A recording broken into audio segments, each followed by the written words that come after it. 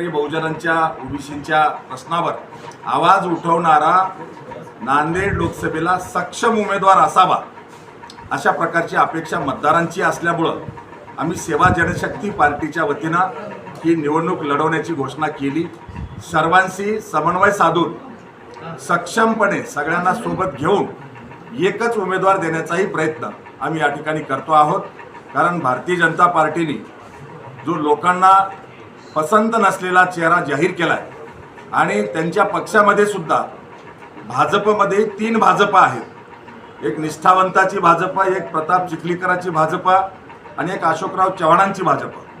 त्यामुळं तिथंही मोठी नाराजी आहे, त्यांना ही पर्याय आवश्यक आहे आणि म्हणून सेवा जनशक्ती पार्टीच्या वतीनं नांदेड लोकसभा आम्ही लढवण्याचा निर्णय घेतला आहे आणि या व्यतिरिक्त महाराष्ट्रातल्या किमान 10 लोकसभा मतदारसंघामध्ये सेवा जनशक्ती पार्टीच्या माध्यमातून आम्ही भूमिका घेणार आहोत आणि आम्ही ज्यांच्या बाजूने आहोत त्यांचाच विजय होईल हे आम्ही सिद्ध करणार आहोत।